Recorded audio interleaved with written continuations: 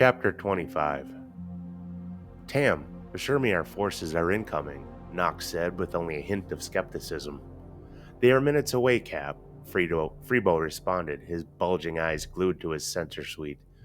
Open hail to Executor, Nohk commanded his Togrutan comms technician, who only extended a finger toward the bristling man. The comm channel opened with a verbal salvo from the Executor's Admiral. This is Admiral Ozzel of the Imperial Navy.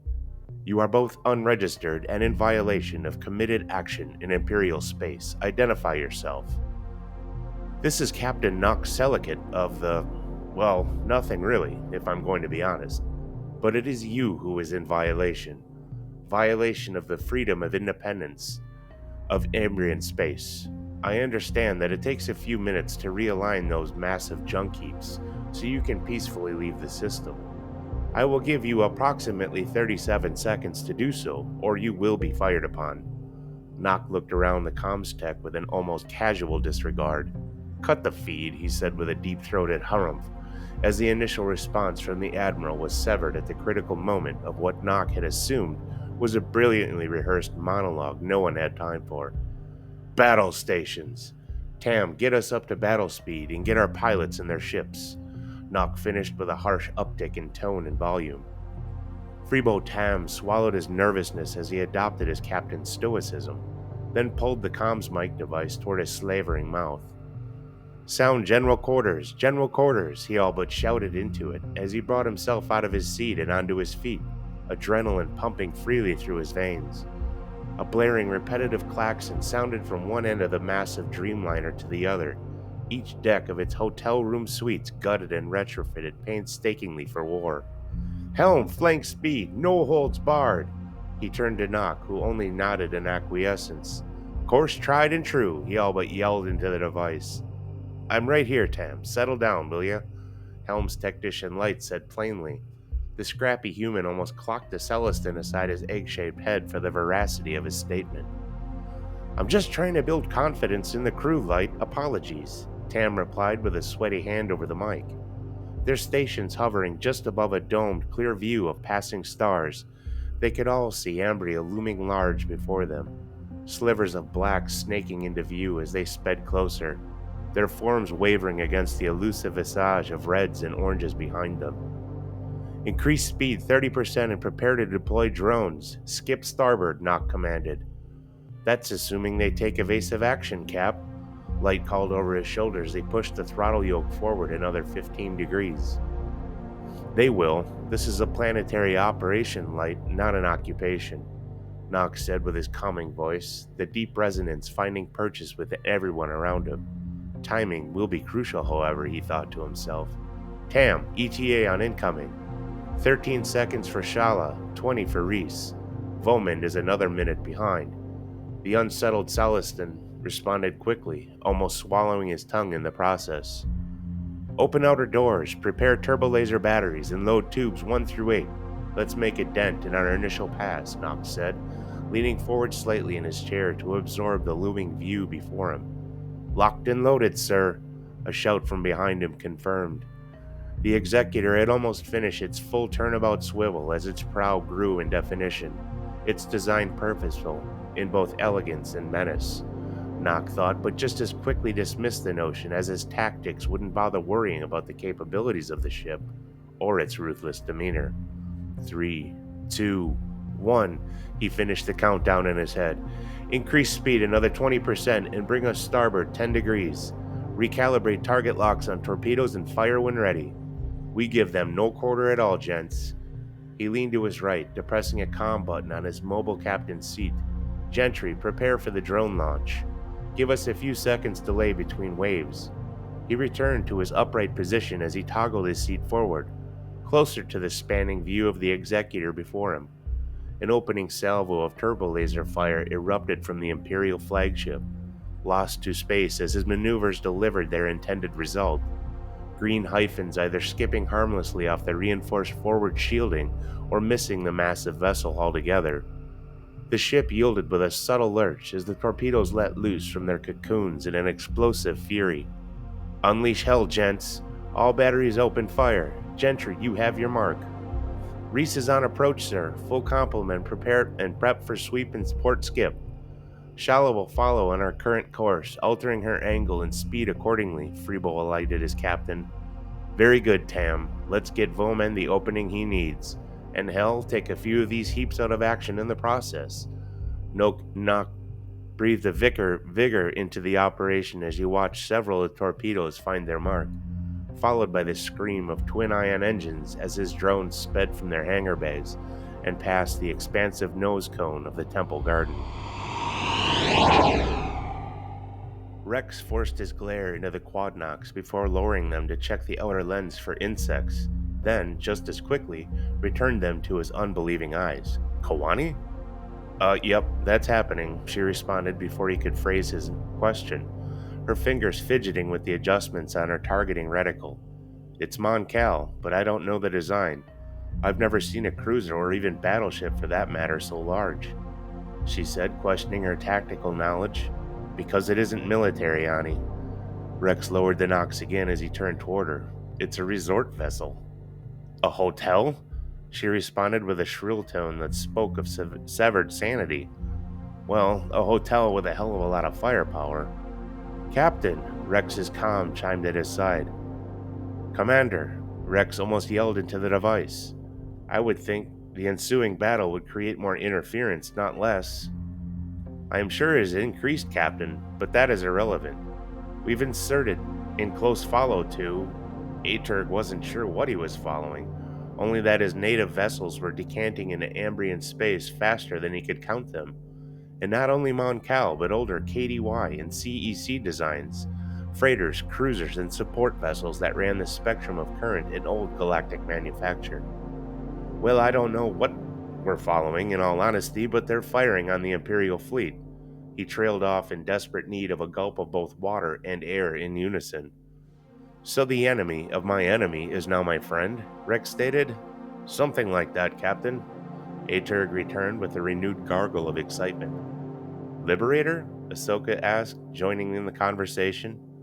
Your droid decided to latch onto us, considering the turn of events. Wise one, that, Aturg said with a slight chuckle.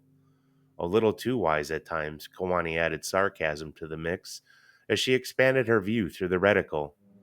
That hotel is launching TIE fighters? Rex couldn't stop staring through the Nox as he fought the urge to shake his head.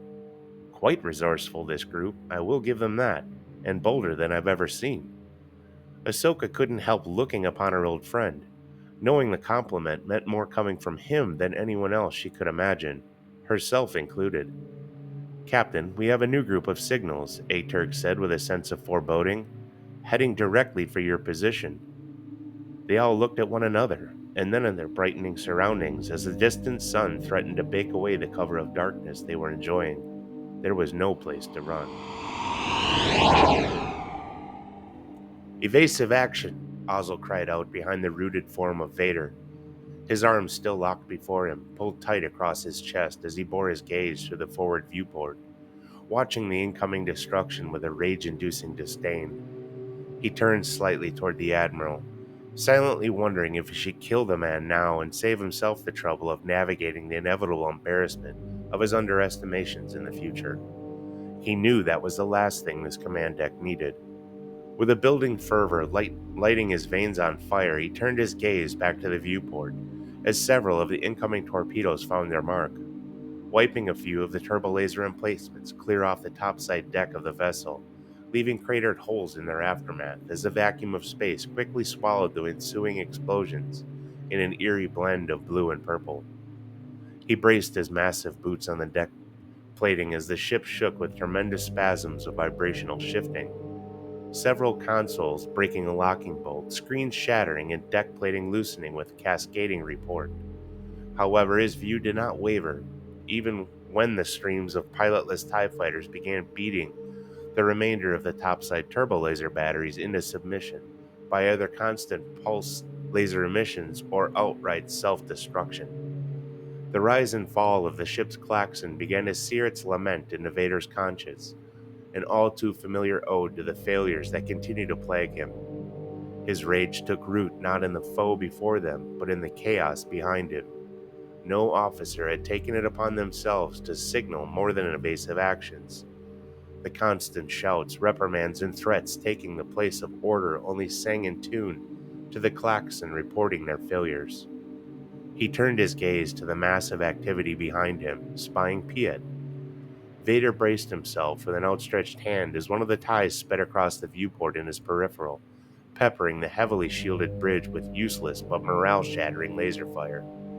As Ozzel was waving fingers in admonishment, Piet was ushering others to return to their posts, removing damaged components from areas of operation and ordering the remaining turbo laser batteries to compensate, not for the passing Moncal starliner, but the approaching fleet of smaller vessels the Admiral hadn't even bothered to pay attention to. Ozzel's time was coming, he thought to himself as he addressed the comm device built into his helmet. "My lord? General Veers, deploy your ground forces immediately," Vader said, leaving no doubt over his intentions. "And tell Corman to prepare my fighter." "Will you require escort?" Veers responded. "No." "At once, my lord," Veers acknowledged and ended the transmission.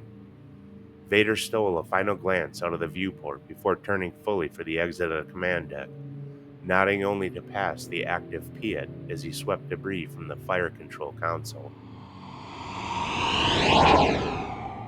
"What the hell is Ozzel doing over there?" Grand Admiral Haisava Tethys brushed the cap from her head and threw it across the command deck of the Relentless in unfiltered anger. "This should not be happening," she shouted for all on her bridge to hear. "Ma'am, the liner is canting starboard and increasing speed," a tech braved the immediacy of his Grand Admiral's venerable temper to inform her. "What of the second wave, Ensign Corps? We cannot intercept, as I am sure the liner's captain is executing a skip." "They appear to be following course," Corps responded in kind with a hurried tone. "Defiant," she addressed her own TACnet. "Go for Defiant," a voice wavered precariously in response.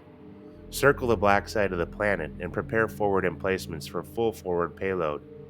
Take Almithia and Discovery with you, wedge formation and watch your flanks. Go!" she shouted her orders. "What of your own flanks, ma'am?" the voice crackled again. Although she appreciated the thought, she had her own ideas in mind. "Relentless is joining the fray before us. I am taking command of this fiasco." "Very good, ma'am." The crackling ended with a sharp warble, then silence. "Helm, bring us to 2273. I want dissonance and Antrim on our flanks post-haste." "Ma'am, they are attached to Ozzel's flotilla." "Not anymore," she seethed as a braid fell across her forehead. "Do it now." "Ma'am." "Comm, get me Ozzel." She fired off her order, the comm bristling to life in her earbead. "Grand Admiral," she could hear the man's wavering voice, indicating that he had lost his composure or was in the process of losing it. "Kendall, I am taking command of the fleet. I have no idea what the hell you are doing over there, and I don't care to know. Do not, and I repeat, do not prevent us from achieving victory this day."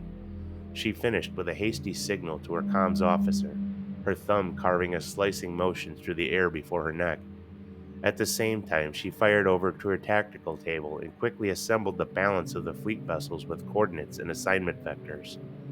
Her mind was moving faster than her fingers could navigate the sum of the assets as she ensured each destroyer captain was accounted for and moving toward their assigned designations.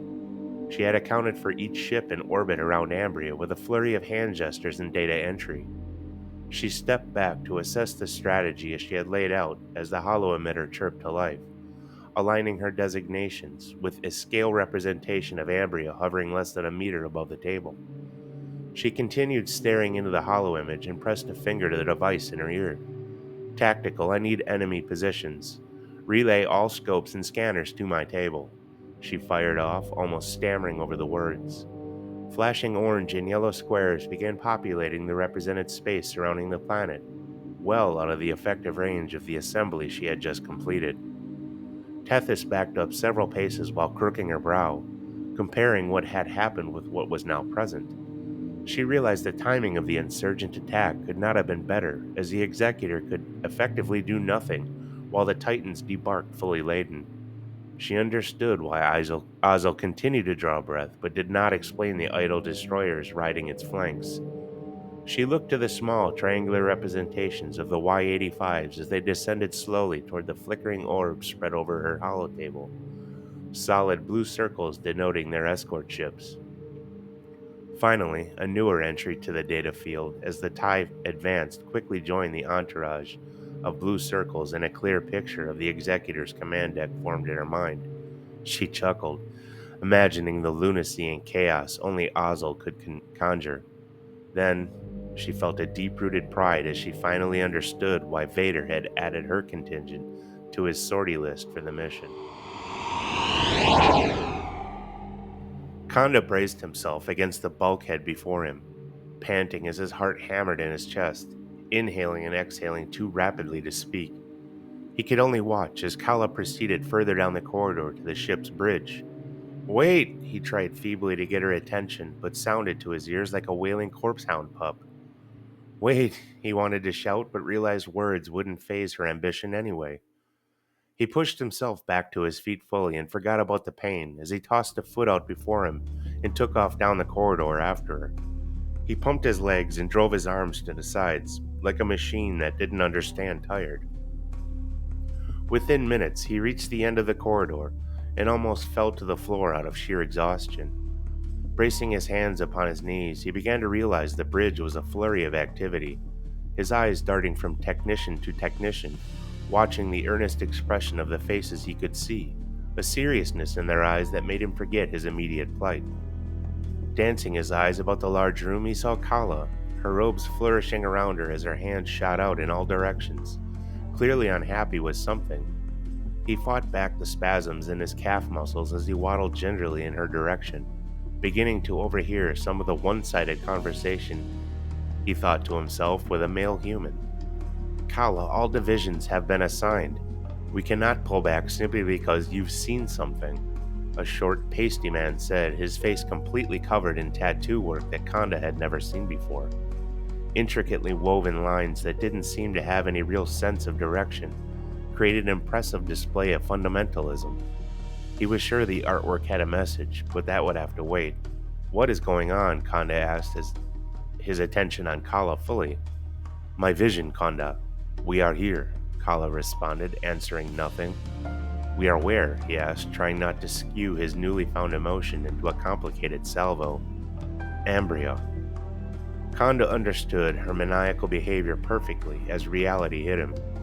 She was, of course, concerned, he knew, although he wasn't sure how thoughtful a vision could be.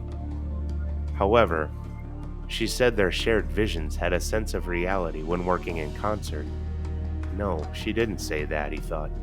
He wasn't sure if his fatigue was getting the better of him or the lack of sleep, only that she was insistent the man before her turn the ship around, which Konda could clearly see was not going to happen. He reached a hand for her shoulder. "Kala," he said gently, feeling her neck, upper back, and shoulder muscles relax somewhat at his touch. "Kala," he repeated, raising his other hand to take her opposing shoulder and turning her to face him. Her eyes turned down toward his boots. She raised her head slightly to reveal the tears cascading down both cheeks, her eyes swimming in their pools of sorrow. "Kala, I don't know what is happening, but anger will not solve anything." "I am not She cut herself off as she brought a hand up to her face to wipe away the tears from her mouth. "I am not angry. She paused momentarily to blink away the obfuscating wetness. "I am afraid, Konda," she let forth, purging his aches and pains away with the most valid form of sentiment he had ever seen in someone else's eyes. What in the stars, Kala, would cause such fear? He looked around and recited the snippet of conversation he had overheard in his thoughts and knew. "Your vision? You said we would both die if I came to Ambria." He understood why she would cater to fear, even if he didn't believe in fate.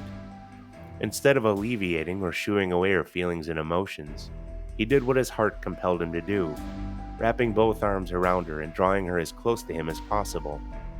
He felt her hesitate, with rigidity at first, but within seconds she was holding him likewise, her horns pressing in against his abdomen in a comfortable way as her thick fingers pressed into his lower back, latching onto themselves. They stood motionless for several long moments, the bustle of action around them silent to their ears. Konda could only hear her breaths, ragged but eventually deep, even in deep. He could feel her heartbeat against his chest as it, too, settled into a euphoric calm.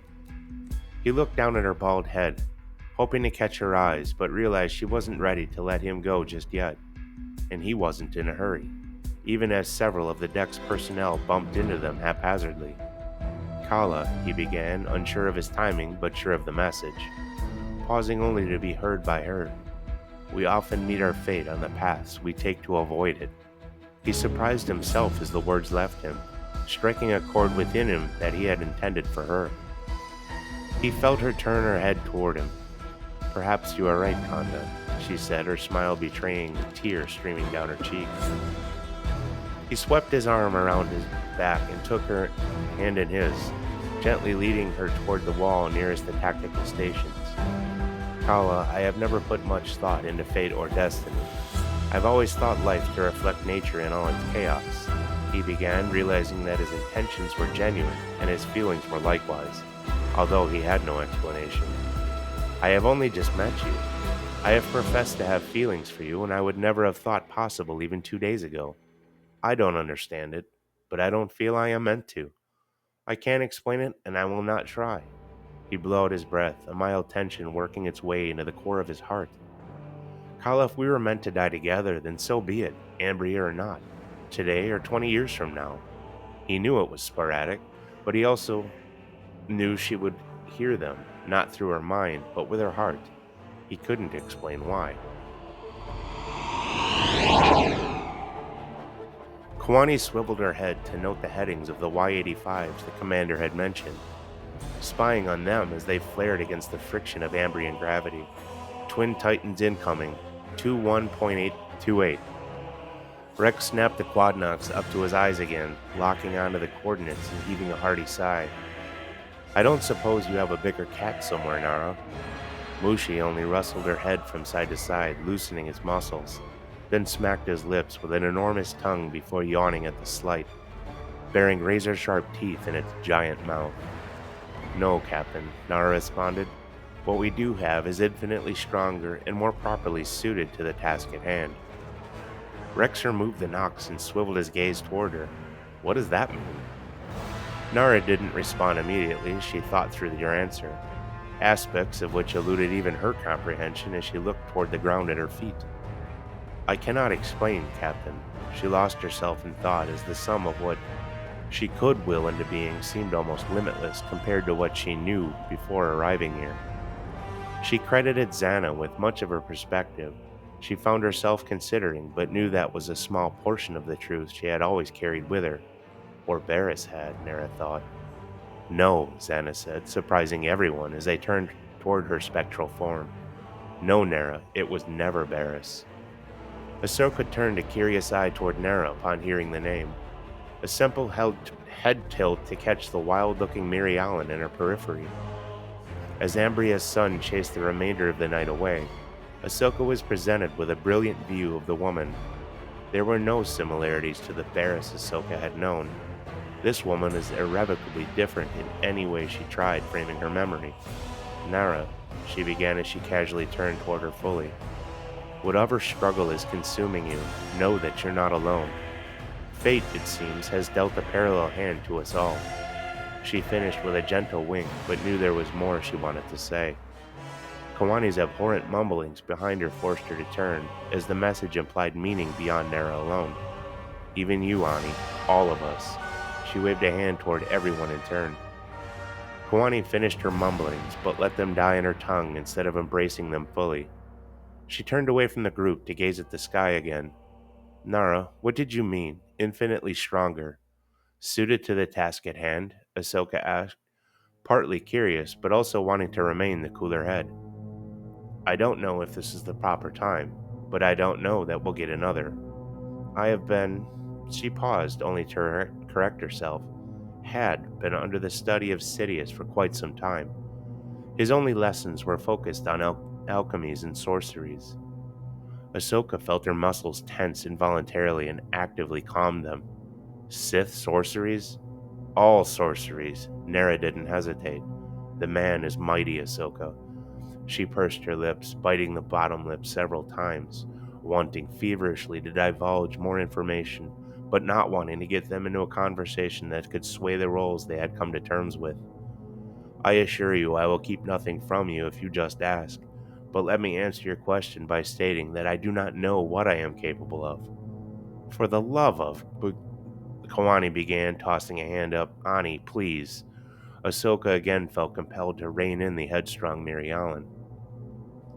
Ahsoka, you ask me to be patient, or to have an open mind.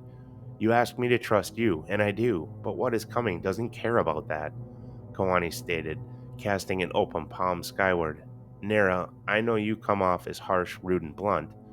I don't mean to offend, but last time we faced each other, which wasn't that long ago, your attempts were feeble at best. Kowani continued, not waiting for Ahsoka's reply. Nara blinked through the slight, refusing to let any words bite deeper than the prelude to them.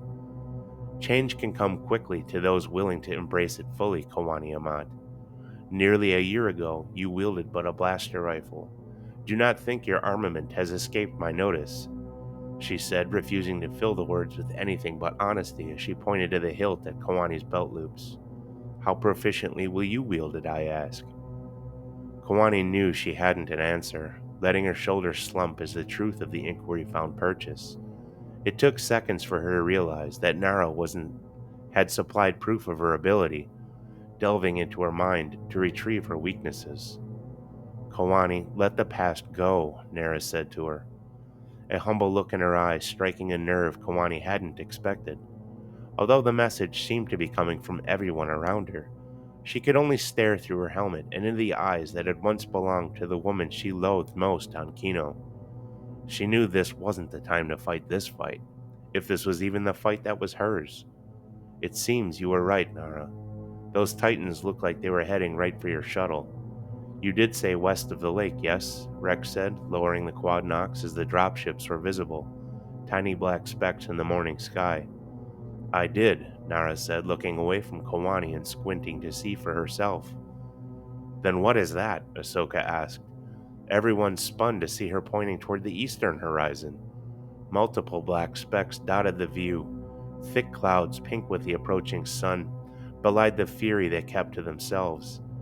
Heavy lightning bolts illuminated them from within, pink, orange, and purple clashing together in a statement of advancing fury as more of the black specks issued forth, as if birthed from the coming storm.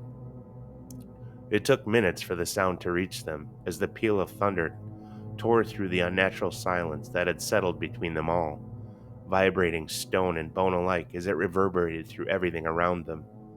Captain? Rex heard his comm chime again. Go ahead, Commander, he said, his focus on the eastern horizon. It appears we have reinforcements, Aturk said with a loose garble, turning the intended question into a statement. Heading your way.